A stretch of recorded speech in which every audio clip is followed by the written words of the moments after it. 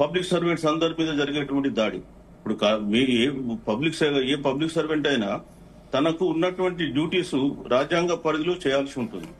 So రాజ్యాంగ పరిధిలో public hearing ఉంది కాబట్టి చేస్తున్నారు. 94 ముందు ఎక్కడ ఉంది పబ్లిక్ హియరింగ్? సో ఇవాళ public hearing environment protection act లో వచ్చింది కాబట్టి ఈ రోజు మనం జరుపుతున్నాం, రాజ్యాంగ పరంగా జరపాలి కాబట్టి.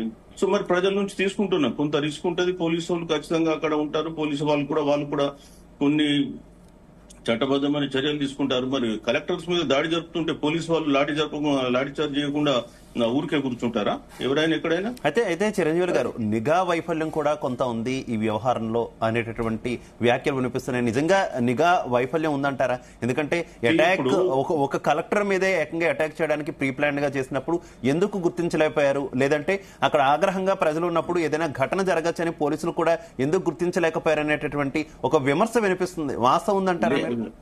మీరు అనేది కరెక్టే, వాస్తవం కావచ్చు కాకపోవచ్చు. ఎందుకంటే వాళ్ళ మనసులో ఏముందనేది తెలుసుకోవడం అంటే నిఘా కొంత కష్టమైనటువంటి విషయమే.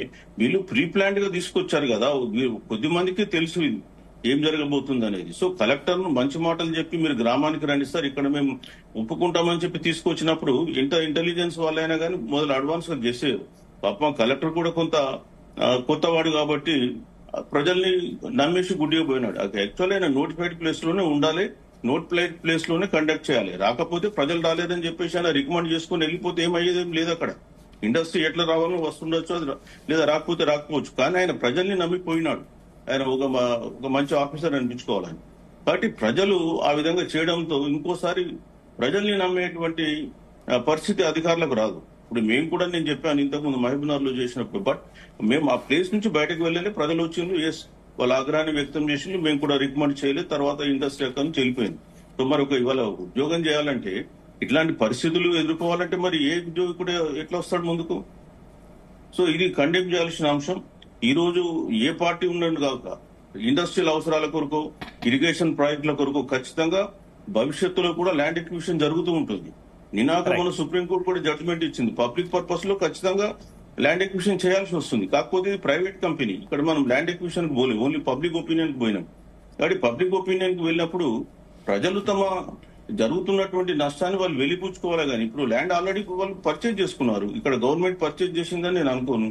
సరే ఒకవేళ పర్చేజ్ చేసి ఉంటే ద డిఫరెంట్ మ్యాటర్. ఇక్కడ పబ్లిక్ ఒపీనియన్ పోయినారు. నేచురల్ గా ఫార్మా ఇండస్ట్రీ కాబట్టి కొంత పొల్యూషన్ వస్తుంది. సో ఆ పొల్యూషన్ కొరకు ప్రజల్లో కొంత ఆగ్రహాలు ఉండొచ్చు, ఇక్కడ మాకు రాబోయే కాలంలో నష్టం జరుగుతుంది. దాన్ని వాళ్ళు వెలిపుచ్చుకోవాలి. చట్టబద్ధంగా కానీ చట్టబద్ధం కాకుండా చట్టాన్ని మా చేతిలోకి తీసుకుంటాం, మేము దేన్ని ఎదిరిస్తామంటే అది కరెక్ట్ పద్ధతి కాదు. ఓకే చిరంజీవి గారు. డాక్టర్ శ్రీనివాస్ రెడ్డి గారు, ఈ ఘటన జరిగిన తర్వాత కలెక్టర్ ఒక స్టేట్మెంట్